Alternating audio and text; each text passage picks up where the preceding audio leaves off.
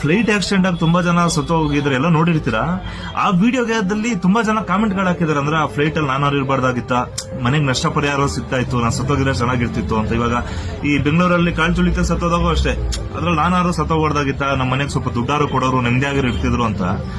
ಅಲ್ಲ ನಾನು ಯಾಕಂದ್ರೆ ತುಂಬಾ ಜನ ಮಿಡಲ್ ಕ್ಲಾಸ್ ಹುಡುಗರು ಮನಸ್ಥಿತಿನೇ ಹೀಗಿರುತ್ತೆ, ಮನೇಲಿ ಚೆನ್ನಾಗಿರ್ಬೇಕು, ದುಡ್ಡಿಂದ ನಾವು ಸತ್ರು ಪರವಾಗಿಲ್ಲ, ಮನೇಲಿ ನೆಮ್ಮದಿ ಇಲ್ಲ ಅಂತ. ಆದ್ರೆ ಸರ್, ನಾವು ಸತ್ತೋದ್ರೆ ಮನೆಯವರು ನೆಮ್ಮದಿಯಾಗಿರ್ತಾನೆ ಅಂತ ನೀವು ಅನ್ಕೊಂತಾ ಇದ್ದೀರಾ? ಯಾವ್ದೇ ಕಾರಣಕ್ಕೂ ಇಲ್ಲ ಸರ್. ನೀನ್ ಸೆಟ್ಲ್ ಆಗದೆ ಇರು, ಹೆಂಗೆ ಇರು, ನೀವ್ ಅವ್ರ ಕಣ್ಮುಂದೆ ಇದ್ರೆ ಸಾಕು, ಅವರೇ ಒಂದು ತೂತು ಅನ್ನ ಹಾಕ್ತಾರೆ, ಚೆನ್ನಾಗಿ ನೋಡ್ಕೊಂತಾರೆ.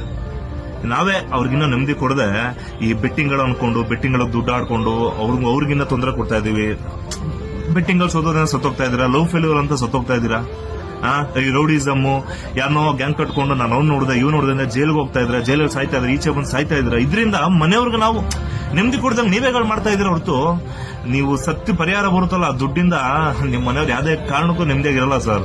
ಸ್ವಲ್ಪ ದಿನ ಆ ನೋವಲ್ಲೇ ಕೊರ್ಗಿ ಅವರು ಸತ್ತೋಗ್ತಾರೆ. ನೆಮ್ಮದಿಯಾಗಿರಿ. ತಂದೆ ತಾಯಿಗೆ ನೀವ್ ಏನಕ್ಕಿದ್ದಬೇಕಾದ್ರೆ ಅನ್ಬೇಡ, ನೆಮ್ಮದಿಯಾಗಿ ಅವ್ರ ಕಣ್ಮುಂದೆ ಓಡಾಡ್ಕೊಂಡಿರಿ ಸಾಕು, ಅವ್ರು ನೆಮ್ಮದಿಯಾಗಿರ್ತಾರೆ.